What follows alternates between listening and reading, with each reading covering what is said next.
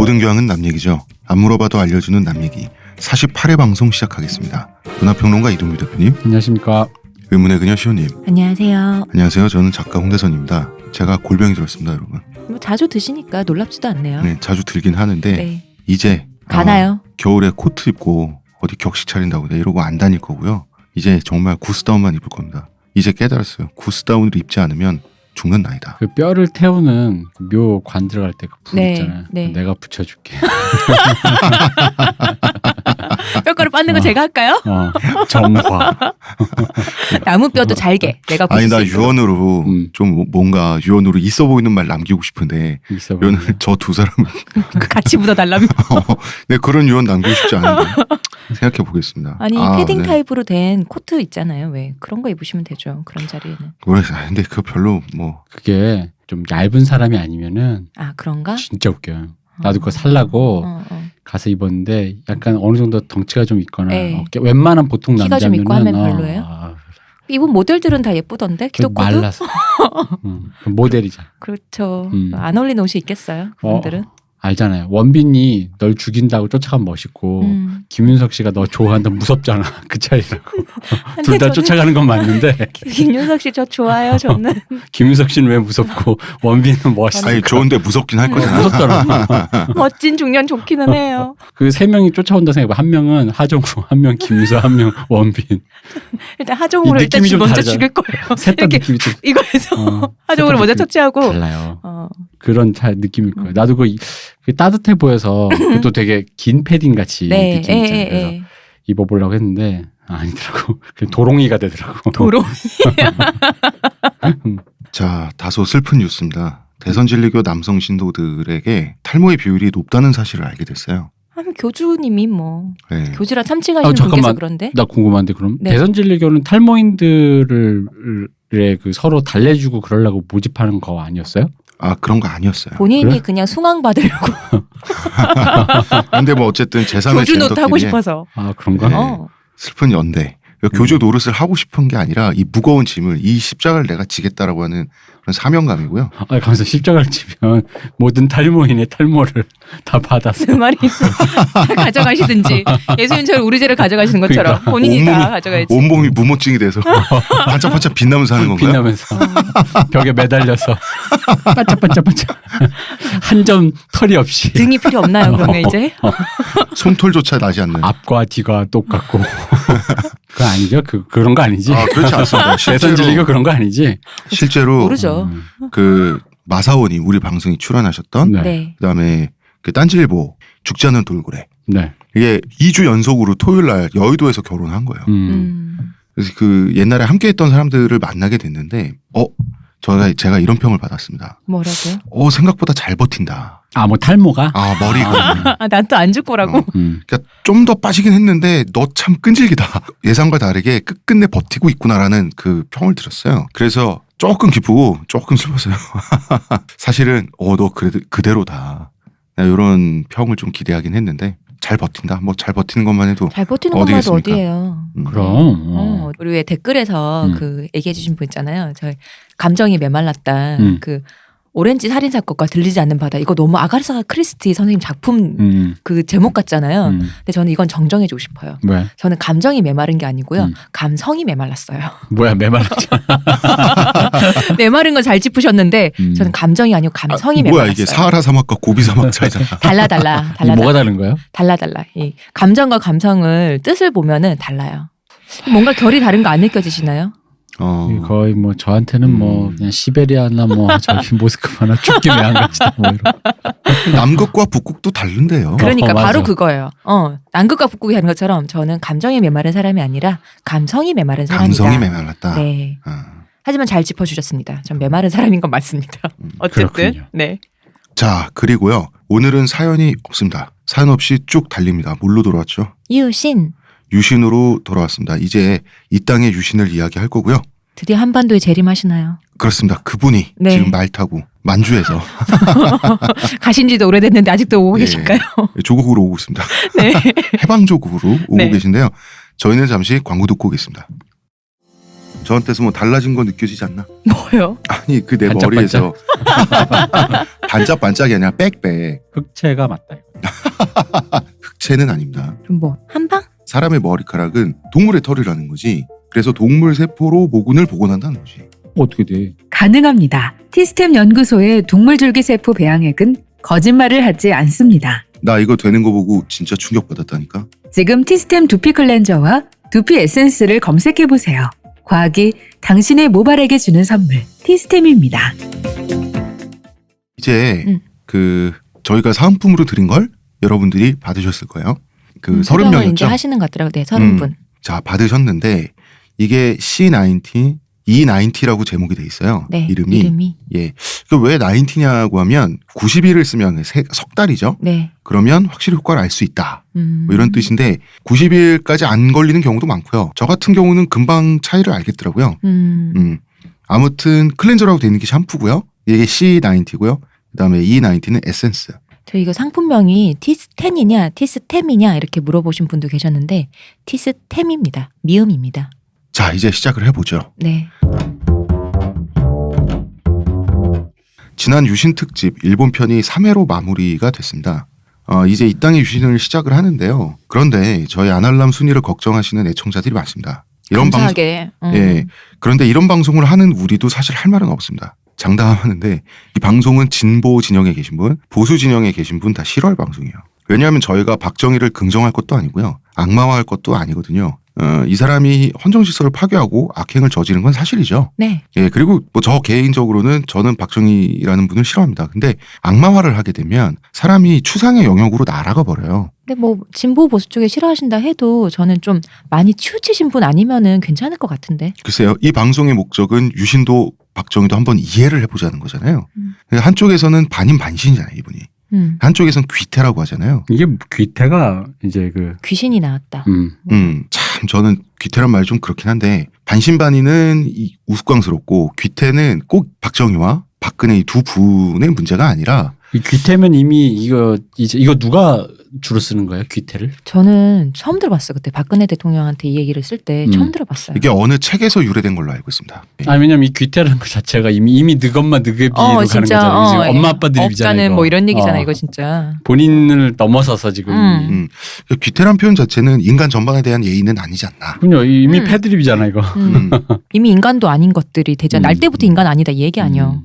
그렇습니다. 근데 요새는 보수이신 분들도 박근혜 대통령 싫어하니까 보수주의자 선배를 만났는데 이분이 하는 말이 어떻게 박정희와 유경수 같은 분들 사이에서 이 모양 이 꼴의 딸이 나냐 이런 말을 하시더라고요. 이게 이제 반인반신으로 보는 태도고 반대편에서는 박정희 딸이니까 저주받은 유전자를 갖고 태어나서 귀태죠. 나라가 이 모양이 됐다 이런 식으로 말을 하는데 우리가 조두순이나 유영철 같은 사이코패스가 아닌 한 이해의 영역에 포섭하는 것이 저희는 인문학적인 태도라고 생각됩니다. 아니 사이코패스도 사이코패스라고 분석해내기까지 다 인문학의 영역에 포섭했기 때문에 나온 하긴. 거예요. 물론 그렇죠. 네. 예. 그런 사람들조차 외면하는 것마저도 다 포섭했기 때문에 그런 거고 사실 뭐 이런 거는 그거죠. 그러니까 양쪽에서 다 뭐 저는 이 말을 참 좋아합니다. 뭐야? 박정희를 굉장히 포르노로 소비하잖아요. 네. 한쪽에서는 거의 뭐 포르노 배우로 치면 킹스네이크로 치고 한쪽에서는 거의 6.9cm를 소화하는 이런 킹스네이크 이름만 들어도 뭔지 알겠네요. 그러니까요. 킹스네이크. 네. 누구에게는 박정희가 킹스네이크고 누구에게는 박정희가 6.9cm란 말이에요.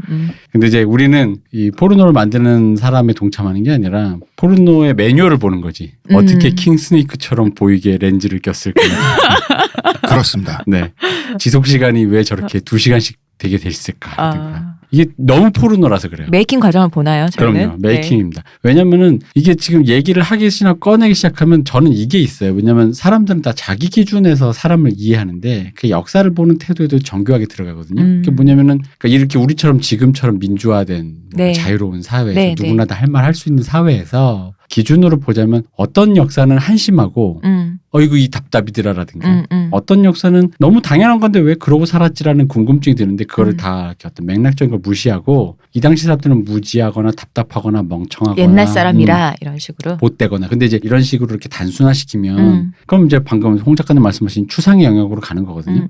그냥 저쪽 세계에 그냥 우둔한 사람이 되는 거죠. 에. 우리나라에서 박정희라는 인물이 그냥 박정희라고 하겠습니다. 이 사람이 지금 주인공이니까 네. 박정희가 이해의 영역에 들어와 본 적은 거의 없어요. 대체로는 어떤 이미지로 소비가 됐죠. 그렇죠. 그래서 그런 부분들을 아마 우리가 이제 100년간의 정신세계 분석에 의해서 네. 이 사람의 행동거지의 맥락을 좀 이제 파악하는 거죠. 왜냐하면 이 행동거지의 맥락을 잘 걷어내질 못하면 사실 우리가 하는 얘기는 그 어디서 다 들으신 얘기랑 똑같아요. 박정희가 뭐 어디서 했다는데 사실 그게 그렇게만 따지면 이 사람이 이상한 사람 되거든요.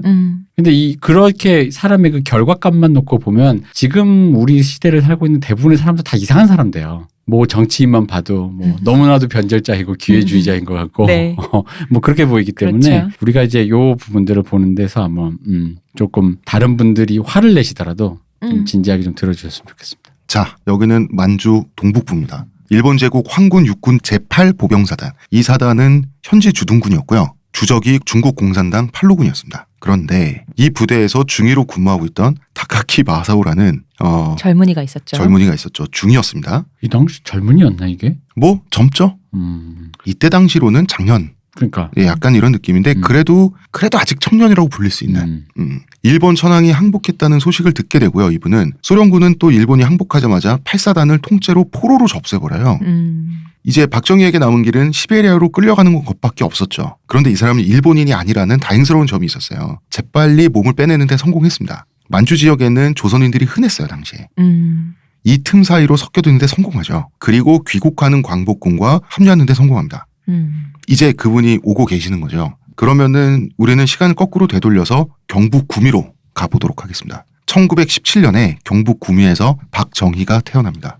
박성빈이라는 분과 백남희라는 분 사이에서 이분이 태어났는데 박성빈은 효력 부위라고 하는 무관 출신입니다. 하급 무관이긴 하지만 어쨌거나 자신의 힘으로 양반 말석이긴 하죠. 무관 중에 이제 하급이니까 그래도 양반 지위를 갖고 있었던 사람이죠. 양반이라는 게 네. 문반과 무반을 합친 말이니까. 그런데 박성빈은 동학 접주 출신이에요. 접주가 뭡니까? 동학 접주, 그 점조직으로 동학이 관리되죠. 네. 그거의 하나의 장이에요. 카페지기 같은 거예요. 그러니까 귀태라는 말은 틀렸죠. 그 접주를 또 관리하는 도접주가 있고 뭐 그렇게 가더라고요. 그렇군요. 네. 근데 난 이 재밌는 게 안중근 선생님은 젊어서 네. 그 동학 운동의 그 폐해로 동네 사람들이 이렇게 괴롭힘 당해가지고 그걸 이렇게 잡으러 다니셨다는 걸로 알고 있는데 이분은 또 동학 오히려 출신이고 출신. 이게 서로가 이게 그렇게 해서 그런 사람들 밑에서 어쩜 또 우린 이렇게 또 이렇게 엇갈려가면서 이렇게 엇갈리는 운명 속에. 이 집안이 의외로 역사의식이 있는 집안이에요. 왜냐하면 동학 접주가 아무나 하는 게 아닙니다. 의식도 있어야 되고 어느 정도 자기 사상도 있어야 되고 그다음에 지역에서 존경받아야 돼요. 지역에서 평판이 좋고 저 사람 정말 존경할 만한 사람이고 어디 재산 소송 분쟁 같은 거 났을 때 가서 해결해 줄 만한 권위가 있는 사람 있죠. 이 정도가 아니면 동네 장로 같은 분들. 그렇죠. 동학 접주 할 수 없어요. 그런데 하급 무관이 동학 접주를 했다 이러면 백성들이 되게 좋아한 거예요. 보통은 무관 출신이 접주를 안 하죠. 그럼요. 농민 계층에서 많이 나오죠. 동학 자체가 그쪽에서. 그러니까 어쨌든 양반이라도 하나 좀 있다. 뭐 이런 기분인 건가요? 지금 현직 양반인데 그러니까. 동학 접주를 했다는 것은 사람들이 보통 양반하고 일반 평농민 사이에서는 어떤 계급적 갈등이나 서로 경원시하는 게 있죠. 그런데 농민들을 이끄는 동학 접주를 비밀리에 양반주의를 유지하면서 할 수 있었다는 것은 그거는 평판이 많은 지지를 받았기 그렇죠. 때문에. 평판이 몹시 좋았다는 얘기죠. 사람들에게. 그런데 동학 농민운동은 처절하게 진압이 당하죠. 네. 진압당하고 뭐 우금치 전투에서 뭐 썰려 나가죠. 그러다가 당연히 걸립니다. 이 사람 접주 출신이었다는 게. 양반 지위에서도 쫓겨납니다. 그러니까 어쨌든 동학이라는 게 완전히 몰락하고 동학 접주 출신인 박성빈도 몰락을 하게 되는 거죠. 빈농으로 전락합니다. 그러니까 출신 계급을 완전히 잃어버리는 거예요. 이후에 빈농으로 전락한 후에 부인인 백남이가 박정희를 임신하게 되는 거죠. 이때 집안이 너무 가난하니까 옛날에 입 하나 늘면 큰일이잖아요. 나는 그래서 것도 일이고. 그렇죠. 그래서 백남이는 유산을 유도하려고 많은 걸 했다 그래요. 정확하게 모르겠지만 간장 먹고 그랬겠지. 옛날에 많이 하는 진짜 거죠. 그랬- 언덕에서 구르고. 그 얘기 다 있어요. 간장 이거 실제로 다 있는 거예요. 그래서 그 얘기를 있었다니 간장 먹어서 그 박정희 피부가 까만데 간장 먹어서 까매졌다라는 얘기도 있었고 그냥 실제로. 속설로 뭐그 영조 얼굴에 얼기설기 그 얘기잖아요. 완전. 이거는 얘기가 있었어요. 그런데 유산에는 실패했습니다. 대신 비수가로 태어나게 돼서요. 평생 작은 책으로 갖게 되죠. 이 집안이 원래 골격이 있는 집안인데 미숙아라고 저는 작은 골격이라기보다는 제 주변에도 왜 어릴 때 미숙아 출신이라고 하는 애들 보면 외려 몸이 더 좋거든요. 근데 그건 영양 상태가 좋아서라고 봐요. 그러니까 영양 상태가 나빴겠지. 그러니까 나올 때도 안 좋았고 크면서도 못 먹고 컸을 거니까 저는 그게 더 컸을 것 같아요. 그래서 이 작은 체구 이것을 박정희 좀 나름 컴플렉스다 그래요. 거기다가 어렸을 때 마루에서 넘어졌는데 넘어져서 떨어진 곳이 착지한 곳이 화로였어요. 화로. 그러다 보니까 이때 이제 그 피부가 많이 검어졌다 그래요. 이것도 난 잘 모르겠는데. 뭐 그랬다라고 본인이 얘기한 겁니다. 목화 농장에서 오래 일하다 보니 원래 백인이었는데 흑인 됐다 이 얘기 있잖아. 태양 너무 쬐가지고. 글쎄 저도 믿기진 않는데 어쨌든 그 얼굴에 흉터 조금 있잖아요. 이분 눈썹 쪽에. 네. 그거는 이때 생긴 거라고는 해요. 그러니까 흉이 졌다는 건 오케이인데 검어진 게 이거는 좀 박정희 본인의 얘기니까 이렇게. 내가 원래는 그랬다는 뽀얀 이야기를 하는 미남이었다며 겁니다. 이런 얘기잖아요. 그래서 태어나선 안 되었을 아이죠. 그죠? 그 다음에 외모도 집안에서 가장 별로였단 말이에요. 키도 작고. 그러니까 이런 것들이 어느 정도 컴플렉스 요소가 됐을 수도 있다고 봐요. 그리고 우리 지난번 방송할 때 예전에 얘기가 나왔던 분인데 셋째 형 그리고 네. 실질적인 가장이 되는 박상의 네. 네. 네. 이분에 대한 존경심 플러스 컴플렉스가 복합적으로 있었습니다. 뭐 아무 형제는 다 그렇죠. 자 박상의 이분은 어릴 때부터 수재로 소문이 났어요. 나이 차이가 좀 났죠, 이 두 분이. 많이 났어요. 많이 띠동갑이었어요. 났죠. 띠동갑.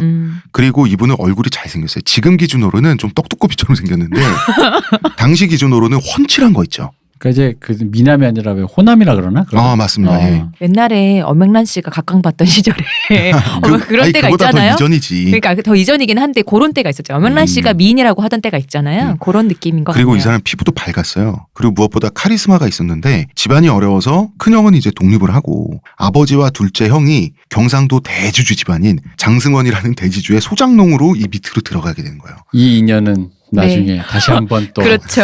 운명의 수레바퀴로 만나게 오케이. 운명의 수레바퀴가 네. 구르고 있죠 지금. 이 운명의 수레바퀴가 진보 진영 그 야권 지지자들 있죠. 네. 의 상상과는 전혀 다르게 굴러갑니다. 전혀 서로가 서로의 아까도 얘기했잖아. 동학 접주 출신인데 아들이 그러니까, 박정희가 나오고 동학을 때려잡던 사람의 아들이 안중근이 나오고 뭐 이런 식으로 계속 엇갈려 갑니다. 이게 지금 크로스입니다. 계속. 이게 어느 한쪽을 딱 정해가지고 뭐 민중의 편이었으니 동학이었고 동학의 자식이 뭐 좌파가 되고 좌파가 돼서 결국 이 세계에 뭐 진보 좌파가 돼서 노동자 뭐 이가 아니에요. 아니에요. 그냥 서로가 서로 그 뭐라 그래 이걸 뭐라 지그재그로 얽히면서 예, 거의 뭐 DNA 코드처럼. 맞아요. 그래서 굉장히 복잡한 인물들이 이제부터 계속 나오거든요. 예, 그렇습니다. 자, 그러니까 이제 형하고 아버지는 있는 집 머슴으로 들어간 거죠. 그쵸. 거의. 그러다 보니까 박상희가 음. 실질적인 가장 역할을 했어요. 박상희는 어느 정도냐면은 동네 어른들이 싸우다가도 박상희가 타일이잖아요. 말을 들을 정도예요. 어마어마한데요. 예. 똑똑하고. 그러니까 경상도에서 음. 이 아래 위가 이렇게 분명한 또 시절이고 더 심한 지역인데 애가 말하는데 듣다니. 근데 또 실질적인 가장 취급을 해주면은 또 어른들이 어른 대접을 한목으로 해주니까. 해주는 거구나. 그렇죠. 그래도 어린 이제- 놈 새끼인데. 아니, 그리고 지식도 있고 그게 왜 또 그 당시에 배운 애니까. 선비로 대접받은 거지. 그렇지. 일종의 대꿀멍 기술이 있었던 거죠. 애들이 깜짝 보는데 늙은이 이래서야. 이러면서. 이렇게 하는 제가 거죠. 조국을 생각하다 보니 하면은 이제 어르신들도 할 말이 없잖아요. 이 시국에 그러고 계시냐며. 위험을 무릅쓰고 독립운동을 했어요. 경북 일대에서는 이 사람에 대한 존경심이 대단했다고 합니다. 그 집안에서 박상희는 스타죠. 집안뿐인가요? 네, 일가 친척들도 한 수 접을 정도고. 그래서 박정희도 거의 아버지와 같은 나이차도 많이 나니까 그렇죠. 형한테 주워 듣고 하는 얘기가 사실은 거의 어른에게 듣는 규범적인 얘기일 거 아니에요. 단순히 형이 우리처럼 야 뭐 형 여자친구만 뭐 이런 얘기하는 게 아니라 그런 얘기를 했겠어요? 평범한 형제의 얘기는 안 했을 거라는 거지. 나이차가 그만큼 나면은 야동 봤냐 이런 얘기 안 할 거라는 거지. 너는 요새 뭐 보냐 임마. 봐도 혼자 몰래 보지. 그지. 그럼 이제 규범적인 얘기를 했을 거라는 거야. 어른으로서 정희야 네가 말이야 뭐 휴지를 좋은 거 써야지 이런 말 하진 않으셨을 그런 거 말안 하지. 아니에요. 돌려서 얘기했겠지. 네. 유한 펄프 주식을 사라. 그렇게 얘기해줬겠지. 민족 기업 걸로 살아. 그러면 뭐 이제 그런 식으로. 저도 민족 기업 걸 했겠지. 써야지. 그러니까 여기서 말하는 존경심이란 건 진짜 어른에 대한 존경심이지. 단순히 형이 너무 잘나서 형을 좋아해요 정도는 이미 넘어섰다. 아니다. 집안에서는 박상희에 대한 지원만큼은 아끼지 않았어요. 아이 뭐 그 당시에 또 그럼요. 왜 올인하잖아요. 그렇죠. 잘난 아들 한번 쫙 하나만 노렸잖아. 쫙 넣는 거지. 그런데 박정희도 전혀 지원을 못 받은 건 아니에요. 왜냐하면 사실은 유산하려고 했던 아이지만 그래도 박상희, 이 형이 잘 돌봐줬어요. 어릴 때 서당을 다니면서 한학을 수학했습니다. 한학을 배웠는데 꽤 잘했다 그래요? 아니 뭐 앞으로 이제 후에 봐도 똑똑한 사람이었잖아요. 그리고 1926년 구미 공립보통학교에 입학을 합니다. 주말에는 또 서당을 나갔대요. 그리고 따로 시간을 빼서 교회에 다녔다고 하는데 진지하게 기독교인이었던 적은 사실 없다 그래요. 당시에 교회라는 게 뭔가 이렇게 문물을 얘기해주고 뭐 이런 학당 느낌 있잖아요. 그러니까 왜. 있잖아요. 그 피아노 있고. 아 그럼. 그런 거. 난 좀 이 느낌이 있었을 거라고 봐. 초코파이 주고. 그때는 뭐 초코파이가 아니라 초콜릿도. 뭐 모찌 막 이런 문화체험 수준이 아니었을까. 당연히 그렇죠. 아니 왜냐면 요즘도 어린 친구 중에 집안이 교회 집안이 아닐 때 친구 따라 교회 가는 어린 예. 친구들도 처음에는 다 그런 식으로 가죠. 나도 어릴 때 처음 교회를 갔을 때는 네. 그랬었어요. 신기한 거야. 막 주말에 나는 그냥 집에서 이렇게 책 읽고 혼자 있다가 뛰어놀지 못하니까 네. 그냥 있는데 어딜 가재 그때 갔는데 노래 부르고 여러 사람 또래 애들 막 모여 있고 놀고 하니까 신기하잖아. 그리고 교회는 성가대라는 게 있어서 매일 훈련을 하잖아요. 매주. 그러다 보니까 우리가 중학교 뭐 이런 데서 합창 하잖아요. 우리 네, 학교에서도 한 번씩 하잖아요. 하는데 그거보다 수준이 높잖아요. 그럼 이제 듣는 맛도 있고 나름 생음악을 듣는 거니까 그런 것들이 있는 거죠. 그리고 또 이제 한국 사회에서 교회 누나? 그렇죠. 여성과 어떤 이렇게 교류를 할 수 있는 그렇죠. 아직도 남녀 칠세 부동석에 남고 남중 이런 식으로 돼 있는 시대에서 유일하게 그 한창 때 젊은 내외 없이 만날 수 있는 여성과 남성의 그리고 교회 누나의 특징이 밖에서는 어떤지 몰라도 교회 안에서 만나는 나이 어린 남자애들한테는 되게 잘해주거든. 친절하고. 그럼요. 그것도 좋습니다. 자, 박정희는 일단 학교에서 공부를 잘했습니다. 잠깐만. 우리가 너무 박정희 얄팍한 사람 만들었나? 신앙심이 있었을 수 있다. 우리 요것도 얘기를 해줘야 된다. 아니야. 우리 이미 박정희라고 말하는 점에서 몰라요? 이번에 계속 태극기 이제 태극식 하시잖아요. 어른들이. 근데 편의점에 가서 편의점 알바한테 이제 박정희 대통령 사진 보고 이거 누구냐고. 그러니까 박정희 대통령 너는 틀려 먹었다고. 박정희 대통령 각하라고 해야지. 이러면서 성질을 버럭 내시더라는 거예요. 우리는 이미 다 틀려 먹었어. 그분들 진상이 좀 심한 모양이더라고요. 아니 자연인 박정희에게 박정희라고 뭐 박정희 씨 정도 라고 하겠습니다. 각하를 붙이지 않았다고. 아니 너무 자, 교황님한테도 교황님이라고 하나 교황이라고 내 말이. 지금 무슨 그리고 우리가 요한 바오로 2세 님이라고 안 하잖아요. 그러니까. 교황은 신이 아니잖아. 교황 그렇구나. 교황보다 높구나. 그래. 이 사람들이 말이야. 역시 시온님이 대구 출신이라서 그럼. 이런 걸 확실하게 알아보시는 어쨌든 신앙심이 있었을 수 있다. 난 요거 얘기. 그럼요. 네. 자, 이분은 일단 공부를 잘했습니다. 네. 그리고 선생님들이 굉장히 좋아했어요. 그런데 그냥 머리 좋아서 알아서 잘하는 타입이 아니라 목표 달성 느낌 있죠. 아득바득 공부해서 딱 선생님들이 여기까지 해라고 한 딱 성취하는 그런 정도의 어떤 집중력이 있었던 것 같아요. 그런데 재밌는 게 체조 성적은 안 좋았다 그래요. 그놈의 키 때문에 당시 체조 과목이 어떻게 구성됐는지는 잘은 모르겠으나 백덤블링 막 아니 근데 우리 실제로 체조 선수들 보면 키 작은 사람들이 거의 대부분이에요. 그러니까 당시 네. 체조가 지금 체조와 다르겠지. 그러니까 그냥 체육 뭐 이런 거겠죠. 뭐 이제 키가 작아서 굉장히 불리했다 그러고 3학년 때부터 성적 순으로 급장을 뽑는 제도가 생겼대요. 급장이 반장이죠. 반장이죠. 박정희가 급장을 하게 되면서 반에서 이때부터 박정희에게 안 맞아본 학생이 없다고. 일단 박정희에게 박정희에게. 박정희가 때리고 다닌 거잖아. 그렇죠. 급장의 권력으로. 그러니까 이게 우리들의 일그러진 영웅이고 말죽거리 잔혹사였다는 얘기잖아요. 그렇네요. 그러니까 쟁취한 권력을 아낌없이 사용한 느낌이 있죠. 그러니까 근데 사실 나는 이거는 좀 이해하는 게 이런 형을 보고 자라면은 네. 그 어떤 그러니까 그게 권력이라고 표현하면 조금 속되긴 한데 그런 느낌이 어디 자리에서 내가 뭔가를 내가 컨트롤할 수 있는 거 있잖아요. 네. 그런 거에 대한 미망이 좀 생기거든요. 사실 나도 저렇게 존경받는 사람의 위치라는 걸 자꾸 보고 자란 사람에게.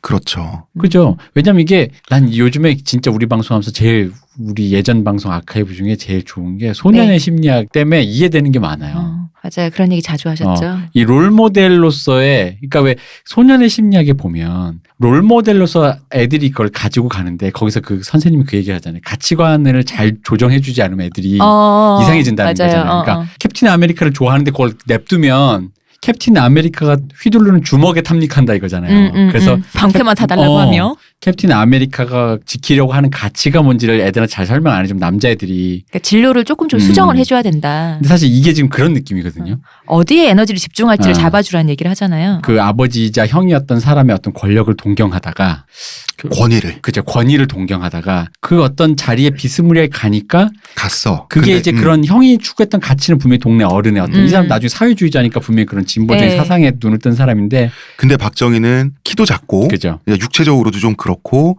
그다음에 그부들보다 나이도 어렸다 그래요. 그러니까 자기가 권위를 행사할 수 있는 그런 자리를 차지했는데 알아서 자기를 모셔주지 않아 형처럼. 그러니까 패는 거죠. 그죠. 과정이 없다는 것을 모르잖아요. 형은 그 과정으로 인해서 존경을 받는 건데 본인은 그게 없는데 그냥. 그래서 박상희 형이 동생을 잘못 가르쳤다. 그러게요. 소년의 심리학을 몰랐다. 어떻게 알아? 해도 너무한다 대표님. 어떻게 알아? 아니, 이때 어쨌든- 일제 시대인데. 아니 어쨌든 양육자에게 책임을 묻는 건 그렇죠. 조선시대고 고려시대고 당연한 겁니다. 어쨌든 간에 가치관의 주입이 안 됐다. 진짜 너무한다. 아니, 똑바로 키웠어야죠. 어. 외적인 멋의 문제에도 민감했어요. 박정희는. 키가 작으니까요. 그지 그럴 것 같아요. 박상희가 고무신을 사줬어요. 학교 가서 꿀리지 말라고. 근데 사실 고무신이 고무신이 그럼 그 당시 나이키 정도 되는 건가요? 나이키보다 훨씬 위죠. 크죠. 아 그런가? 왜냐하면 이때는 신발을 못 신는 사람들도 많았다고. 아 진짜? 나는 왜 아는 거야 대체? 몇 년생이세요? 누구세요? 생각해보니 오랜만 일주일 만에 보다 보니 얼굴이 좀 바뀌실 것 같은데. 대구 출신이잖아요. 피로 목욕을 했더니. 근데 고무신을 당시에 고무신이 기적의 신발 취급을 받았던 이유는 닳지 않아서. 집신은 달아요. 그러니까. 금방 닳잖아요. 집신 네. 진짜 며칠 못 신는다 그랬어요. 아 그래요? 그 예, 정도로? 예, 그 정도로. 아니 왜 그래서 그 사극에서 그 잘 표현된 사극을 보면은 여행자들이 집신을 주렁주렁 걸고 다니잖아요. 맞아요. 그러니까 진짜 며칠 못 신는다 그랬어요. 집신은. 근데 박정희는 고무신이 다를까봐 거꾸로 학교 근처까지 집신을 신고 가서 고무신을 갈아 신어서 등교를 하고 그 다음에 하교를 할 때는 이제 주변을 딱 보면은 사람들이 안 보일 때 그때 고무신을 다시 숨기고 가슴에 품고 집신으로 갈아 신은 다음에 집까지 돌아왔다. 근데 이거 너무 흔한 얘기예요. 왜냐면 이거 흔한 얘기지. 진짜 이거는. 흔한 얘기예요. 학교 축제 때 동네 그 나이키에서 사가지고 입은 다음에 다음날 반품 아닌 거? 반품하는 애들. 그런 거. 아니 이 고무신 얘기 자체가 옛날에는 이거 진짜 흔한 얘기로 알고 있어요. 너무 귀한 신발이라서. 그렇구나. 근데 이제 그러다가 못 신다고 애들은 금방 크잖아요. 못 신다가 이미 작아져서 못 신는 거지. 그래서 막 울고 뭐 이런 얘기. 그렇지. 그러니까 나는 왜 하는 거야? 아니, 그러니까 애들은 아끼지만 어른들은 제발 좀 빨리 신으라고. 당연히 그러죠. 그치. 어릴 때부터 군인을 동경했죠. 일본군 부대가 내려와서 훈련할 때면 넋을 놓고 봤다 그래요. 근데 멋있잖아 어릴 때. 이게 남자애들은 사실 그래. 그렇지 뭐 칼 번쩍번쩍하고. 게다가 일본군 제복이 독일군 그걸 맞아요. 따라해가지고 일단 강나게 거기다 일본도 차고. 그리고 한두 명이 아니고 원래 제복 인사들이 몰려있으면 더 멋있잖아요. 왜냐면 군복 말고 제복. 저희 그러면 아버지도 멋있잖아. 나이가 많으시고 저희 어머니도 그 얘기를 하세요. 외정시대 때 좀 어리셨었는데 네. 아버지 어머니가 그 얘기 하시다. 진짜 일본군 멋있었다고. 그러니까 그런 제복을 제복 입었을 입었을 때 때. 각이 나와서 멋있었다라는 말을 하는데 그 이제 어린 친구들 눈에 보면 동네 다 똥 굴러다니는 그런 비포장도로에 고무신 신고 다니는데 거기에 고무신도 잘 못 신을 때 군화를 신고 딱 신고 위아래 깨끗하게 이렇게. 가죽 장화. 그치. 가죽 장화. 거기에 그 남자들이 환장하는 그 일본도. 남자들 총칼 환장하잖아. 그런 거 멋있는 거 그런 무기. 그치. 그리고 총도 막 집총 제식 같은 거 하면 철컥철컥 소리도 그러니까. 나고 그죠? 6학년 때 춘원 이광수가 쓴 이순신 위인전 그리고 나폴레옹 전기 이 두 권의 책을 계속 봤다 그래요. 그러니까 이게 지금 마블 코믹스 아이언맨과 그렇죠. 캡틴 아메리카 읽었어요. 6학년 때. 이런 것도 있죠. 당시의 시대 자체가 군인이 득세하는 시대잖아요. 그죠? 네. 이럴 때 이제 군사적인 규율을 모방하는 어떤 그런 심리는 좀 이해가 갑니다. 그리고 군인이라고 하는 거, 성공한 군인이라고 하는 게 가장 주목받고 요즘 말로 하면 가장 핫한 시대였죠. 그렇죠. 지금은 그럼 이때 군인만큼 이렇게 주강 받는 게 뭘까요? 아이돌 남자 아이돌 GD. 아, 그렇구나. 그렇죠. 그런 느낌. 저 프랑스 패션쇼에도 또 갔다 왔어요. 이거 하는 거 있잖아. 얼마나 진짜 그래요. 나는 올리지 않아. 외국 정말 유명한 배우가 나랑 찍은 걸 자기 인스타에 올리는 그런 사람이 되는 거. 이 사람은 기를 쓰고 공부해서 반장이 되고 나서 권위를 어떻게 인정받기 위해서 손찌검도 하고 그부들 이런적으로 이렇게 어떤 위로 올라가려는 상향 욕구가 있는 어린이잖아요. 그죠? 그렇잖아. 아니 상향 욕구가 있다. 이게 보통 어른의 그건데 어린이라 그러니까. 있지. 그런데 군인이 득세하고 주목받는 시대에 그렇지. 자기도 군인이 되고파서 존재 증명을 하고자 하는 그런 개인적인 에너지는 이해할 수 있죠. 이해할 수 있죠. 그럼요. 그리고 이거를 솔직히 직업군을 떠나서 이걸 이렇게 주목받는 사람이라는 걸 총칭 셀럽이라고 하는 거잖아요. 그렇죠. 셀럽 그때 당시 군인이고 뭐 지금은 아이돌이고 뭐 언제는 또 뭐 가수고 뭐 그런 것들. 되고 싶잖아요. 그렇죠. 되고 싶지. 그리고 나폴레옹의 심취해 있던 바로 이 시기 관동군이 저지른 만주 사변이 터지죠. 자, 우리 지난회 듣고 네. 이 편을 지금 들으시면 다 이해가 됩니다. 본국의 지휘 체계를 무시하고 독자적으로 행동해서 한 건을 터뜨렸잖아요. 관동군이. 큰 건 했죠. 큰 건 했잖아요. 그러니까 이 관동군이 동아시아의 요즘 말로 하면 슈퍼 아이돌이 되는 거죠. 예, 박수갈채를 받는 모습을 보게 되는 게 바로 이때입니다. 어떻게 보면 이때가 인격이 형성되는 가장 중요한 시기인데 그죠. 예, 이럴 때 봤던 게 솔직히 어머니도 따로 뭐 이렇게 좀 그렇고 자기를 교육하거나 이러지 않고 나이 차도 많잖아. 늦둥이다 보니까. 아버지는 나가서 일하시고 형은 독립운동하고 있고 이제 그 나폴레옹 좋아하고 이순신 좋아하고 군인 동경하고 이러고 있었던 거예요. 근데 이게 재밌는 게 군인을 네. 원래 동경하면 군인이 복무하는 어떤 가치 밑에 자기를 두는 경우가 많거든요. 군인이 되면 예를 들어 국가에 대한 충성. 근데 이제 이 관동군은 솔직히 말하면 그 독자적으로 흔히 말하는 이게 잘못되면 거의 이제 반역행위고 반역이죠. 이게 뭐 하극상이고 뭐 다 대표님, 그런 거 잘못되면 반역행위가 아니라 만주사변을 저지를 당시에 이미 반역이에요. 하긴. 사실상. 맞아. 성공했으니까. 그냥 성공한 쿠데타는 또 아니래잖아. 아니잖아. 그러니까 이게 느낌이 뭐냐면 이런 느낌이에요. 요즘으로 치면 아이돌이 되고 싶은데 어떤 애들은 그럼 난 SM에 소속된 아이돌이 되고 싶어로 끝낸 애가 있는데 얘는 뭘 봤냐면 아이돌이 되더니 계약을 왜 위반하고 왜 중국 튀는 애들 있잖아. 그래가지고 자기 왜 이름으로 회사를 내가지고 중국에서 더 대박을 난 거야. 그걸 본 거야. 그럼 나도 저렇게 해야지. 그치. 그래서 나는 SM에 들어가서 SM에 소속해서 SM 이사가 돼야지가 밟는 게 아니라. SM에 있다가 그렇지. 어떻게 한번 이렇게 뒤통수를 치고 유튜브로 내가 빵 떠서. 중국 가서 뭐 이런 거죠. 어떤 사람, 어떤 감정, 어떤 감성이라고 할까요? 어떤 집단이 어떻게 박수갈채를 받고 스타가 되는지에 웬만한 사람들은 관심이 없거나 그만큼 이게 촉이 예민하진 않은데 이 어린이는 굉장히 예민했죠. 그렇죠. 그 로직을 보게 되는 거지. 그 로직을 계속. 그러다가 꿈이 그런데 큰 어린이였어. 꿈이 큰데 현실은 시궁창이죠. 네. 왜냐하면 박정희가 잘할 때만 하더라도 조선인이 일본군 장교가 된다? 뭐 조선인이 군인이 될 수 있는 방법은 요원하죠. 사실상. 식민지 백성이었으니까. 1932년에 대구 사범학교에 응시합니다. 여기 나오면 선생님 되는 거죠. 당시 빈농의 자식이 공부 잘해서 얻을 수 있는 최고의 지위 교사였습니다. 재밌는 것은 3년 전에 박상희가 그 수재라고 하는 네. 지역에서 존경받는 박상희가 대구 사범학교에 응시했다가 떨어진 적이 있어요. 그런데 박정희는 붙었어요.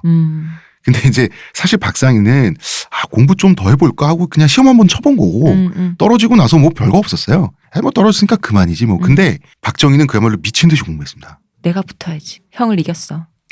꼭 그건 아니고 이제 자기 장래지. 자기 장래를 위해서 그런 건데 집안에서는 박정희가 떨어지길 바랬다 그래요. 힘드니까. 왜냐하면 학비가 비싸니까. 학비가 없어서 어차피 못 보낼 거 붙어도 못 들어가면 나중에 한이 되니까. 그렇죠. 그래서 차라리 떨어지고 못 가는 게 낫지 않겠냐라고 생각한 거예요. 그래서 시험은 쳐봐라 한 거죠. 그래서.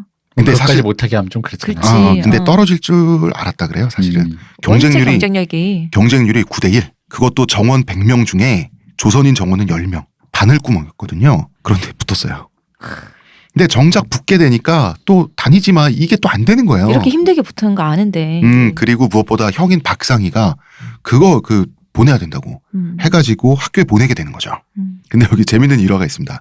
나중에 박정희가 대통령 되잖아요. 그럴 때 이제 박정희가 형의 박상희를 그렇게 어렸을 때부터 존경했다고 하니까 어떻게 보면 좀 아부 비슷하게 하려고 그 어떤 사람이 청와대에서 각하 그 형님께서 옛날에 그렇게 수재였다면서요. 형님께서 도 수재였다면서요. 형님께서 아니 형님께서 도 이런 말을 하면 우리 형님이 하면서 이렇게 감동할 줄 알았는데 이때 이렇게 투명하게 얘기했다 그래요. 대구 사범학교에 자기는 붙고 형은 떨어졌다고. 뭐 그럴 수 있지. 내가 형을 이겼다니까. 그럴 수 있지. 맨날 우리 형보로만 수재라고 하는데 최초로 이긴.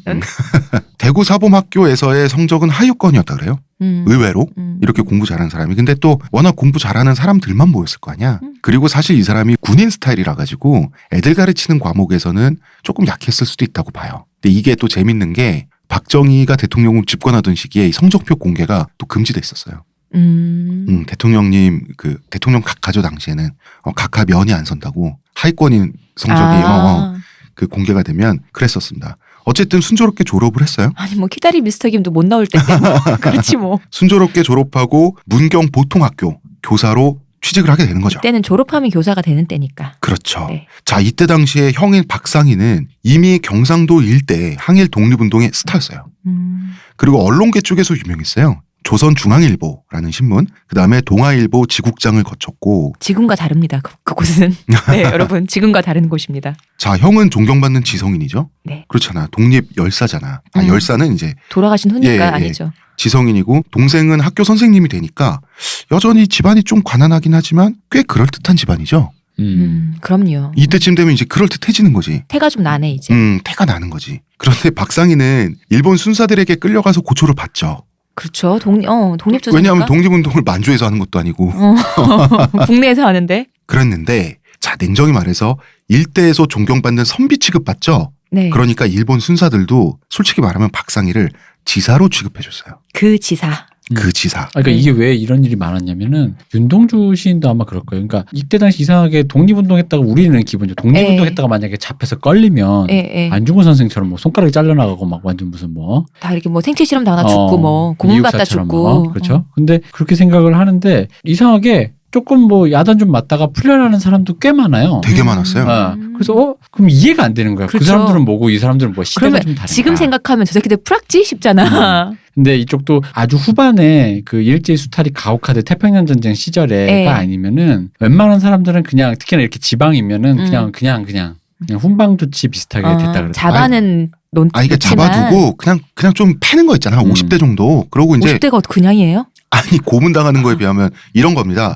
그냥 반동분자 취급을 받았잖아요. 솔직히 작심하고 고문하잖아요. 고문 며칠 받으면 바로 죽어요, 사람. 맞아. 이렇게 죽은 본토 일본인 민주주의자 수만 명입니다. 맞아, 엄청 많다고 했었잖아요. 예. 고문이라 봐야 그냥 적당히 고초받고 나오는 수준이에요. 왜냐하면 지사로 간주해주기 때문에 우대하는 거예요. 게다가 사실은. 여기가 이제 내지니까 어느 정도 통치 안정화가 된 이 지점에서는 우리로 치면 이제 그거죠. 관동 지방이나 이렇게 완전 진짜 막 대치하고 있는 지역에서 잡힌 독립운동하는 사람과 여기서 독립운동이라고 하는데 같은 말은 독립운동이지만 그 이런 내지에서 그냥 이렇게 하는 사람은 차이는 마치 같은 폭력범이지만 저 멀리 IS 그 근처에서 지금 서로 전쟁에 육박하는 그 대치를 하고 있는 사람과 여기서 동네에서 뭐 이렇게 빠라바라바라밤 요거를 경찰이 잡는 거 혹은 촛불 시위에 나갔는데 촛불 시위하고 있는 어떤 청년들과 경찰이 대치하고 있는 거 그런 정도의 어떤 차이는 있겠죠. 내지니까. 왜냐하면 그런 차이도 있죠. 실제로 일본의 그 치안력이라는 게 굉장히 훌륭해서 이 일제가 강점기 시절에 그 어떤 치안 그 뭐라 그럴까 그런 평화로움 그런 게 굉장히 높았잖아요. 치안 유지가 잘 됐다고 했잖아요. 이런 것도 있습니다. 우리 전설의 주먹군이죠. 김두한이. 일본 그 종로 경찰서에 맨날 들락날락 걸었다 그러잖아요. 잡혀가지고. 그런데 재밌는 거는 동시대의 일본 야쿠자들은 경찰서 한 2번 갔다 오면 죽어요. 사람이. 하도 그 작살나게 맞아가지고 김두한은 왜 살아있지? 사실 사람 불구 만드는 거 5분이면 불구 만들 수 있어요. 그게 김자진 장군 아들이라고 나름 지사 취급해 준 거예요. 지사는 편이 달라도 이게 굉장히 웃긴 심리예요. 편이 달라도 어느 정도 멋이 있다라고 봐준 거예요. 우리 유신을 쭉 들어보셨으면 아실 거예요. 이걸 이해할 수가 있습니다. 그걸 게다가 이제 김두한 그분에 의하면 그분의 적들이라는 것도 일종의 그러니까 그 정치 깡패처럼 누구를 시켜서 이렇게 해서 대결 이런 식이었지. 그렇게 뭘 잡아가지고 막 왜냐면 사실 생각해봐 마음만 먹으면 잡아가지고 얼마든지 족칠 수 있는데 굳이 그렇게 안 했잖아요. 그럼요. 그냥 자기 쪽 이쪽에 좀 뭐 이렇게 이쪽은 우리는 누구 너네는 누구 이렇게 해서 이제 그렇게 한 거지. 근데 그러니까 이게 뭐 이제 요약하자면 내지에서의 독립운동을 하셨던 분들의 그 사람들을 대한 온도 그리고 내지에서 독립운동 하시는 분들의 어떤 그런 뭐랄까 시기마다 온도가 좀 다르고 그게 또 독립운동 저 바깥에서 하시던 분들 또 온도가 다르다. 요거는 좀 차이가 있다라는 거죠. 그거는 물론인 게 거긴 전쟁터니까. 그러니까 이건 뭐 다를 수가 없죠. 자 형이 순사에게 고초를 당하는 모습을 보면서 박정희는 우리 집안이 서름받으니까 군인을 꿈꿨다라고 하는데 약간 맥락이 이런 식으로 기술돼 있습니다. 역사에. 그런데 이제 서름받지 않기 위해서라기보다는 저는 약간 이런 의심을 한다는 거죠. 관심법이긴 한데 형은 지사 대우를 받는데 자기는 일본인 군수, 일본인 교장에게 억눌려 지내는 약간 문약한 생활인이잖아. 교사라는 게. 그죠. 게다가 그 당시에 학교가 제가 알기로 그 일본 군국제에 편입돼 있었을 거예요. 교장이 막 거의 그런 대표님 나오신다니까 기억나시지 않아요? 그럼요. 교장이 뭐 연대장 느낌이면 실제로 졸업사진 그 당시 졸업사진 봐도 교장 선생님이 졸업사진 찍을 때 가운데 앉아 있으면 군복 입고 있었어요. 그랬거든요. 그러니까 이제 그런 약간 군제 그런 식에서 굉장히 더 억압적이었겠지. 아니 당시에는 교사도 훈도라고 했어요. 훈도.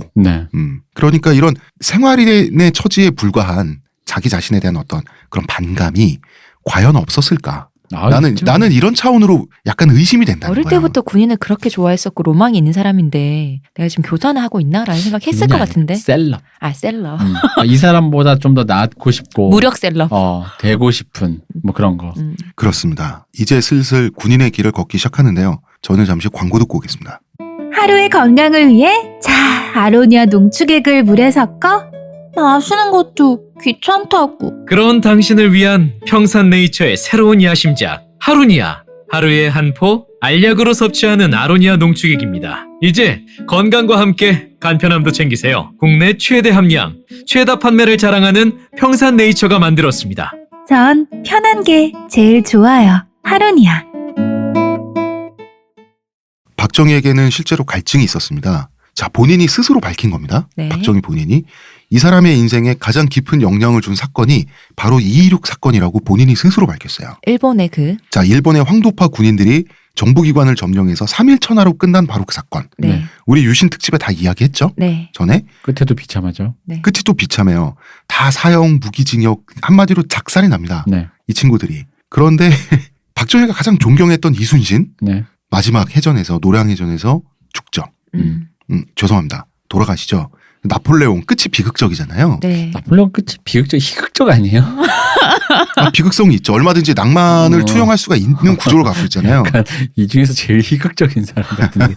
그렇긴 해요. 근데 죽음에 대한 어떤 일본적인 유미주의랄까? 네.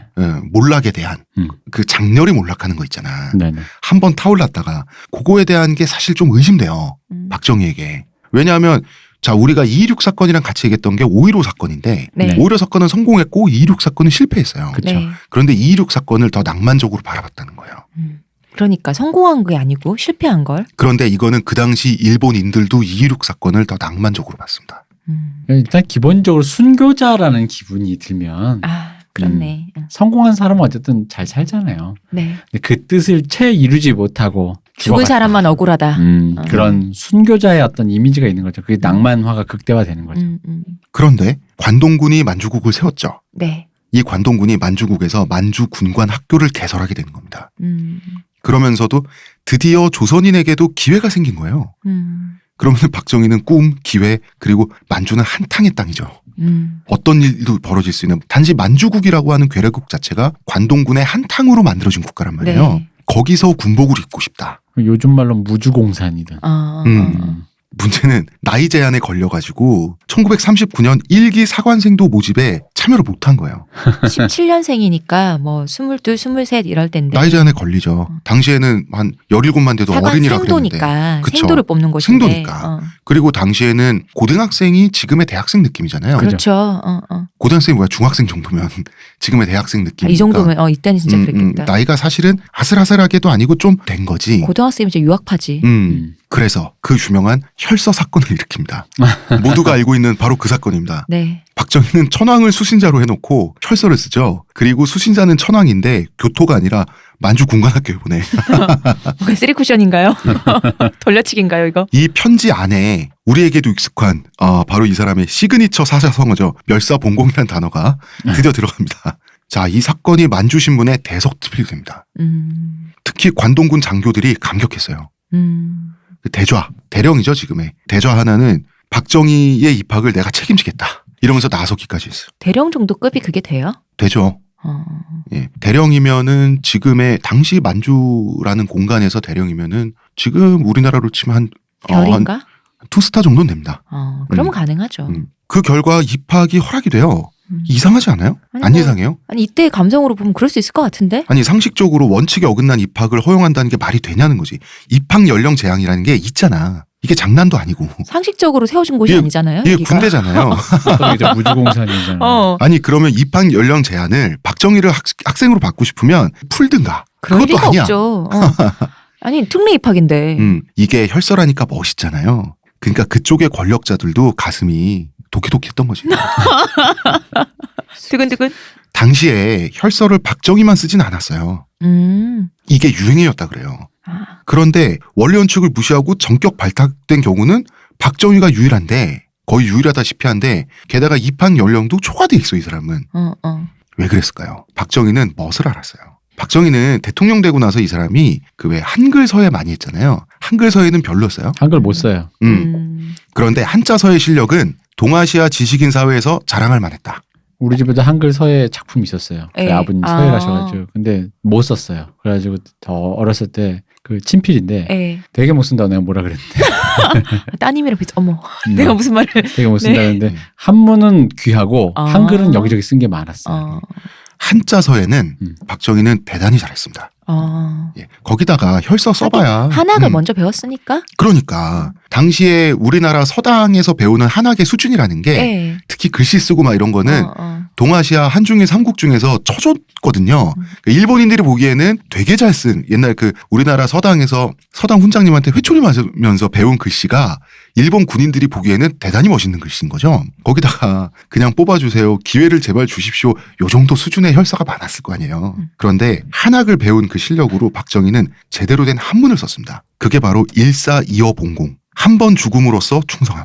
딱 우리가 원하는 거 아니야, 일본에서. 덮으면은 천황만 바라보고 한 번 죽음으로써 국가에 충성하겠다. 천황을 위해 죽어 한 번 죽어야지 이런 일을 자기 군사들한테 했는데. 이게 일제 군국주의자들의 마음을 제대로 후벼 팠던 거죠. 게다가 교사라고 하는 것은 제야에 파묻힌 좀 분약한 선비잖아. 그런데 이런 사람이 교편 대신 칼을 잡겠다고 손가락을 딴 혈서를 쓰기 위해서 이 이미지 이게 굉장히 선정적이죠. 전 또 의심해도 되나요? 자기 피가 맞을까요? 뭐 토끼 한 마리 이런 걸 수도 있을 것 같은데.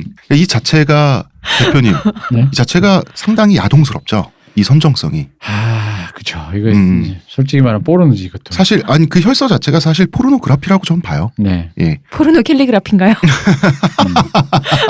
그렇죠. 포르노 캘리그라피에 가깝죠. 방금 드립은 좋았던 걸로. 아유, 저야 뭐. 박정희는 당대 유행을 저격하는 센스가 있었던 것 같아요. 정확히 패부를 찔러서 입학에 성공을 해요. 멋을 아는 사람이니까.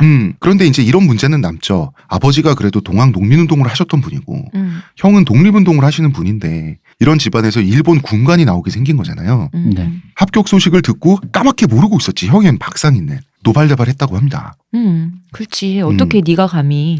그런데 박정희가 뭐 고집을 꺾겠어요? 결국에는 동생의 입장을 아이 그래 너도 뭐 너의 사정이 있겠지 하면서 결국에는 이해를 해줬다 그래요. 그 이때 또 그것도 있는 걸로 알아요. 제 뭐예요? 알기로. 그러니까 이게 아마 만약에 박정희가 일본군인 돼서 내지로 왔으면, 네. 그러니까 조선으로 왔으면 조금 분위기가 달랐을 텐데 만주로 간다 이거지. 아. 근데 만주가 또 일본 쪽도 아니고 좀 조선도 추상적인 아니고 공간이다. 되게 그냥 어떤 엄한 약간 데잖아요. 놈놈놈에 나오는 그런 공간 같잖아요. 왜냐면 일본으로 가면 이거 진짜 본격적인 쪽발이의 그 부하가 됐구나 이런 느낌이고 내지로 오면 쪽발이의 개가 됐구나. 부역자가 되는 거고. 근데 만주로 갔다는 건 그냥 뭔가 되게 그러니까 피상적으로. 그냥 만주라는 공간 자체가 추상적이니까.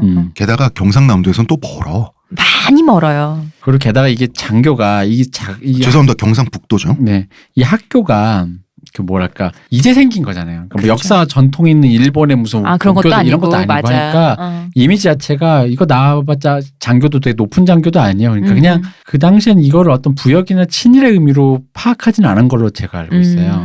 저도 그렇게 알고 있습니다. 당시 사회 분위기가 자 지금 이 사람이 친일파냐 아니냐 이런 역사적 평가는 우리가 할 일이 아니고요. 네. 정확한 것은 당시 사회 분위기가 그 만주군 하급 장교로 복무하는 거 정도는 직업으로서 보기 좋진 않지만 직업으로서 그럴 수도 있겠다라는 편이었어요. 먹고는 살아야지. 왜냐하면 이게 정말 친일파로 당대에 분류가 됐다면 형이랑 의절했죠. 형이 가만히 안 놔둬. 형이 가만히 안 놔두죠. 아 그리고 형이 이미 그럼 그 지위를 잃어버리지. 그리고 존경받는 독립운동가 지위를 형이 잃어버리지. 그지. 사람들 자체가 저 집안에서 일본 군관 나왔다고 안 봐주죠.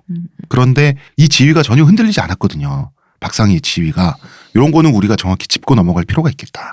그래서 이제 만주 군관학교에 가게 되는 거죠. 박정희를 이제 만주의 권력자들은 박정희를 만주 군관학교 사관학교가 3개가 있습니다.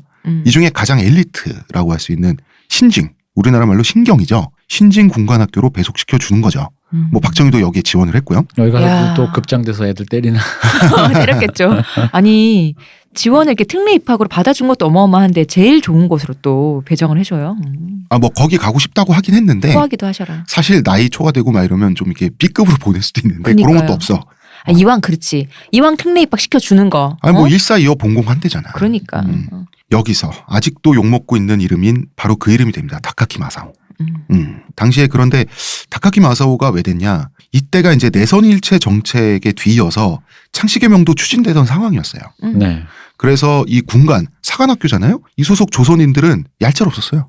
당연히 해야죠. 야 휴가 줄 테니까 고향 가서 안 해오면 물론 다시 올 법적으로는 생각하지 마라. 강제가 아니지만 당시 내무생활이라는 게 정말 이게 죽으란 얘기잖아. 그래서 창씨개명 이제 조선인들 중에는 하는 사람도 있고 안 하고 버티는 사람도 있었죠.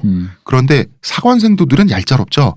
하고 와 하면 하고 와야지. 그래서 창씨개명을 하고 오라는 압박을 받고 그대로 하게 되는 거죠. 네. 예. 1942년 240명 중에서 수석으로 졸업합니다.